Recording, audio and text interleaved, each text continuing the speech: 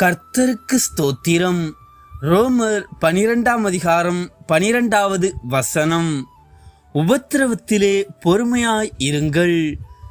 கிறிஸ்துவுக்குள் பிரியமானவர்களே, நம்முடைய வாழ்க்கையில் நண்பர்கள், உறவினர்கள், இப்படி யாரோ ஒருவர் மூலமாக அநேக உபத்திரவங்கள் வரலாம்.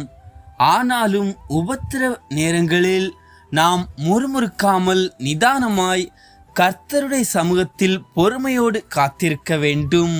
யோபுவின் வாழ்விலே ஏற்பட்ட உபத்திரவத்திலே அவர் கர்த்தரிடத்தில் பொறுமையாய் இருந்ததை நாம் பார்க்கிறோம். இறுதியில் கர்த்தருடைய செயலின் முடிவையும் நாம் காண்கிறோம். ஆகவே கர்த்தருடைய சமூகத்தில் அதற்குரிய பலன் நிச்சயம் இரட்டிப்பானதாகவே இருக்கும். ஆமேன். தேவன் தாமே உங்களை ஆசீர்வதிப்பாராக.